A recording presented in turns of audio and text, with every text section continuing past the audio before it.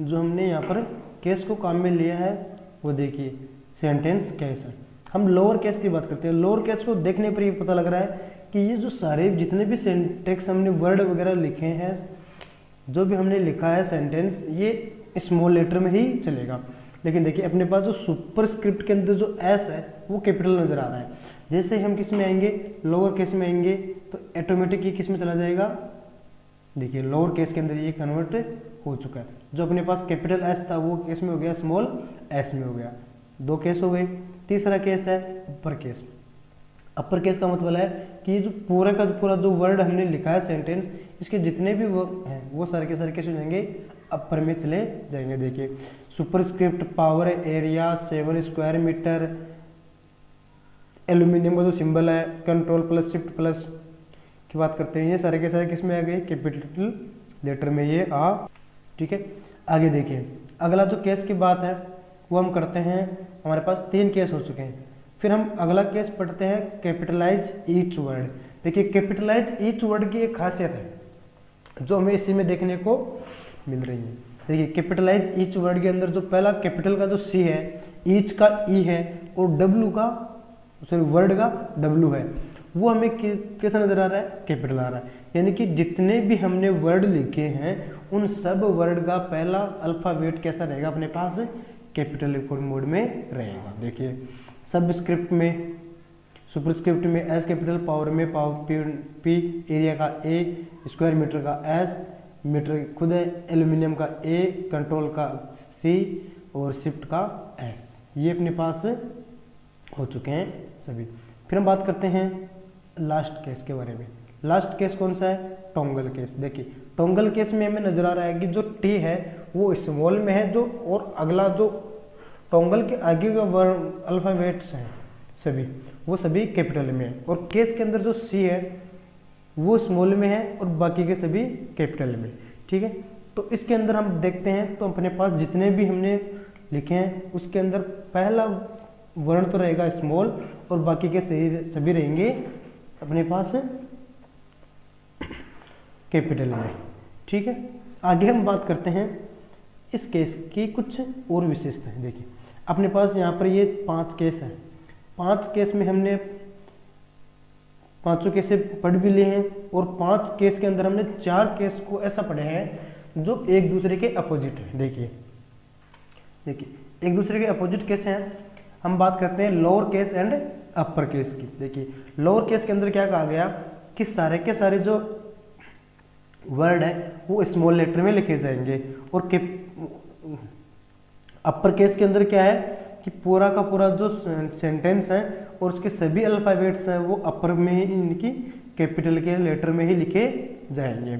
और इसके बाद में हमने पढ़ा है कैपिटलाइज ईच वर्ड और टोंगल केस। कैपिटलाइज ईच वर्ड के अंदर हमने पढ़ा है कि जो वर्ड है उसका पहला वर्ण है, अल्फाबेट है, वो कैपिटल होगा और बाकी सभी स्मॉल होंगे, और टोंगल में इसका अपोजिट है, इसका पहला अल्फाबेट है वो तो स्मॉल रहेगा और बाकी के जो भी अल्फाबेट्स हैं वो कैपिटल में रहेंगे।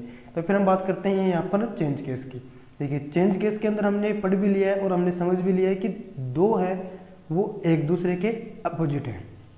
क्वेश्चन आया हुआ है कि अगर ये दोनों जो केस है, पहले तो क्वेश्चन आता था कि इनमें से कौन सा केस चेंज केस नहीं है, तो इनमें से 3 ऑप्शन होते हैं और 1 ऑप्शन नहीं होता। अब क्वेश्चन आने लगे हैं कि वो एक दूसरे के अपोजिट केस कौन कौन से हैं, या जो अपोजिट केस क्रम है वो सही है या गलत है। तो हमें ये देखना पड़ेगा, जो भी अपने पास आएगा सेंटेंस उसको हम काम में लेंगे। तो अपने पास यहाँ पर केस हैं, वो केस कितने प्रकार के हो गए, 5 प्रकार के हो गए।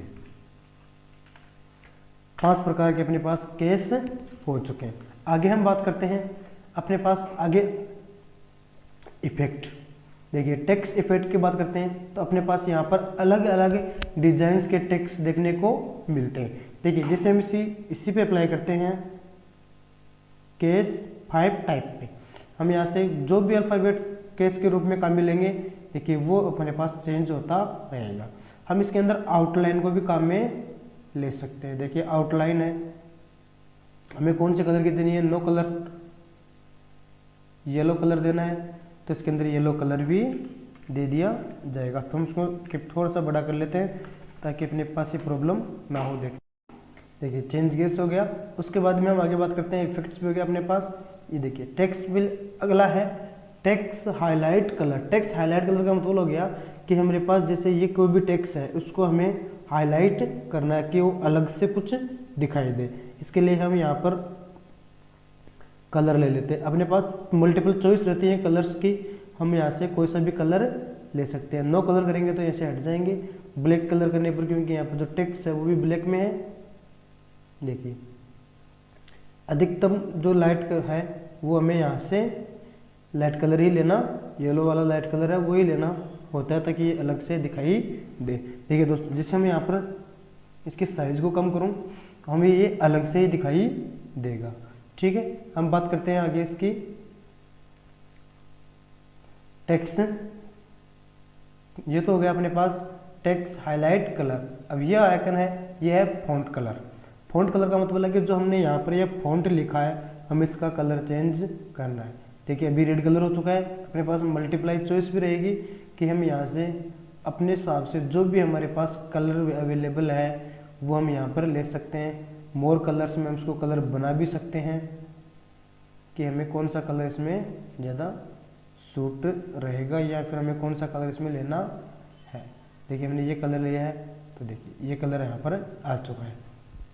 ठीक है, फिर अपने पास एक लास्ट में आइकन बचता है ये, जिसको बोलते हैं हम क्लियर फॉर्मेटिंग।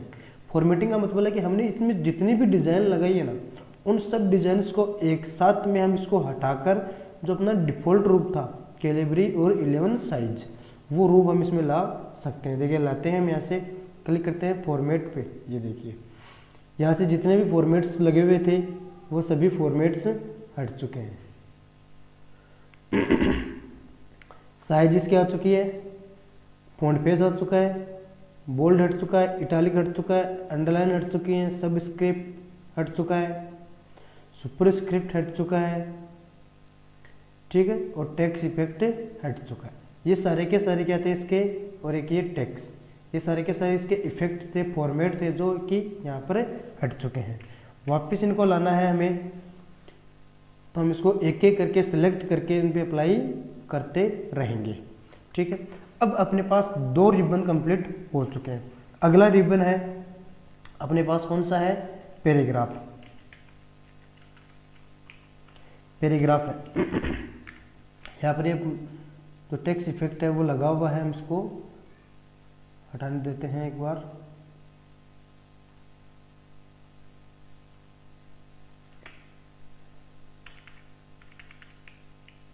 देखिए नीचे नहीं लगा हुआ है, नीचे से हम ट्राई करते हैं इसकी।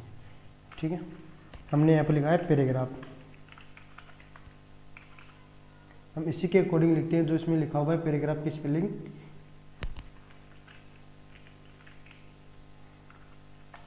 GRAPH paragraph. देखिए पैराग्राफ का मतलब हो गया जो भी हम यहाँ पर कुछ लिख रहे हैं उसको हम किस किस चेंज के रूप में काम में ले सकते हैं। तो पैराग्राफ में सबसे पहले हमारे पास 1 नंबर ऑप्शन है वो देखने को मिलता है बुलेट्स। देखिए हम यहाँ पर लगाते हैं नंबर 1 बुलेट्स, BULLETS बुलेट्स। देखिए बुलेट्स का क्या यूज होता है, बुलेट्स का यूज होता है कि हमें कोई भी इंडेक्स को है वो उसको हाईलाइट करके दिखाना होता है। जैसे देखिए हमारे पास कोई भी सिलेबस है, हम अपने कंप्यूटर की बात करते हैं तो हमने कंप्यूटर के अंदर हमें क्या पढ़ना है, MS ऑफिस पढ़ना है। देखिए हम इसको नीचे लेके जाते हैं, यहाँ पर हमने लिखा है major typing MS office 2010। MS office 2010 की बात करते हैं तो MS ऑफिस 2010 के अंदर हमारे पास बहुत सारे सॉफ्टवेयर अवेलेबल है।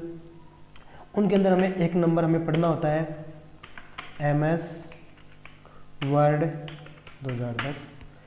सेकंड पढ़ेंगे हम MS एक्सेल 2010 EXCEL।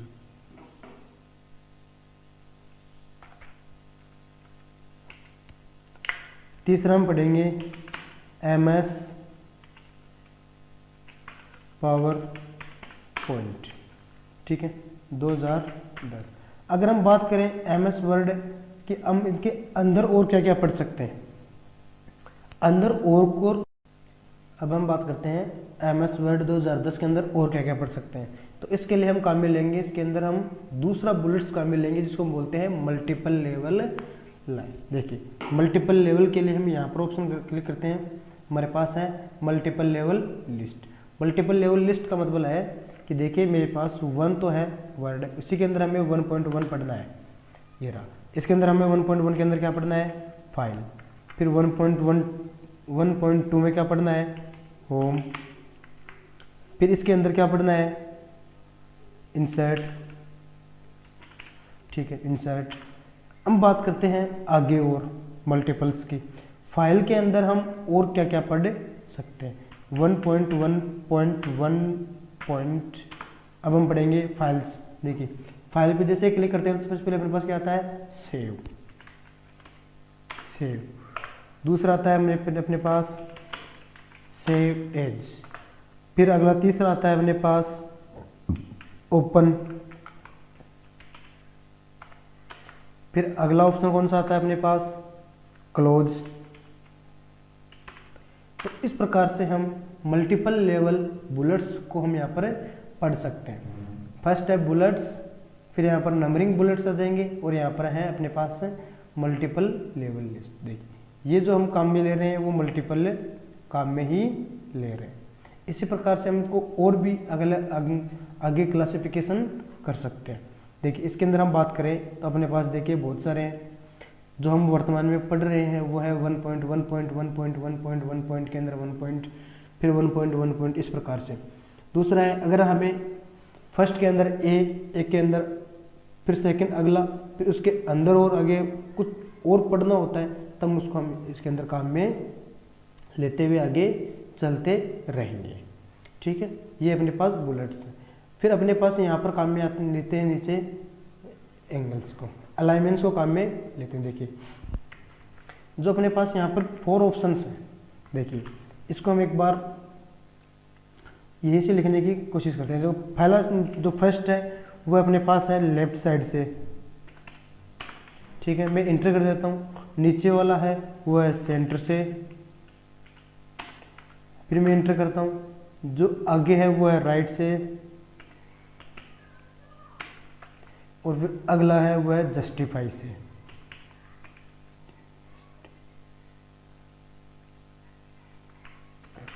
जस्टिफाई। देखिए ये चारों को मैंने यहाँ पर लिख दिया है लेफ्ट साइड से। लेफ्ट साइड का मतलब है कि जो हम कोई भी टेक्स्ट है वो कहाँ से लिखेंगे, लेफ्ट साइड से लिखेंगे। हम इसकी शॉर्ट की बात करें, इसकी शॉर्ट्स की बात करें तो इसकी शॉर्ट की रहेगी Ctrl + L। Ctrl + L। देखिए इसकी शॉर्ट की बनाने याद करने में बहुत आसान है। जो लेफ्ट है उसका फर्स्ट वर्ण ले लो, अल्फ़ाबेट ले लो, क्या है, L, तो L। इसके ऊपर माउस को लेके जाओ, खुद कहेगा aligning text left, Ctrl + L, aligning text to the left. फिर हम बात करते हैं सेंटर से। सेंटर से मतलब है कि हम किसी भी टेक्स्ट को बीच में से स्टार्ट करते हैं। इसके लिए हम शॉर्ट की काम में लेते हैं Ctrl + E। देखिए इसका हम फर्स्ट अल्फ़ाबेट है वो क्या है अपने पास, C, लेकिन C को तो हमने किस में काम में ले लिया था, कॉपी में। देखिए Ctrl + C, कॉपी में काम में ले लिया था। फिर हम इसका अगला लेटर है इसको काम में लेंगे, तो अगला लेटर कौन सा है अपने पास, E, तो E की सहायता से हमने ये बना लिया। हम इसको थोड़ा सा एक बार सेलेक्ट करता हूँ और Ctrl E करके लेता हूँ। देखिए ये सेंटर में आ गया। आप जैसे जैसे इसमें लिखते जाओगे ना, ये ऑटोमेटिक ही अपने हिसाब से सेंटर में ले लेगा। देखिए अपने हिसाब से ले रहा है कि नहीं ले रहा है सेंटर पर। ठीक है, मैं इसको हटाऊंगा तो भी ये अपने आप सेंटर में आ जाएगा। फिर अगला ऑप्शन है अपने पास है राइट साइड से।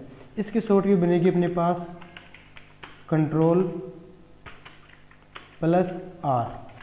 Ctrl + R। देखिए Ctrl + R, R का मतलब है राइट साइड से। देखिए हम इसको सेलेक्ट करता हूँ और Ctrl + R काम में लेते हैं। Ctrl + R का मतलब हो गया कि अभी राइट साइड से लिखने को कहेगा। देखिए हम जैसे यहाँ पर कुछ और लिखते हैं, जिसमें नाम लिखता हूँ मैं। देखिए ये राइट साइड की ओर अपने पास से चलते रहेंगे। ठीक है, फिर हम बात करते हैं जस्टिफाई। जस्टिफाई में देखिए, जस्टिफाई में हम यहाँ पर देखने को मिलता है कि जो पूरा का पूरा लाइन है जो पूरे के पूरे पेज में कवर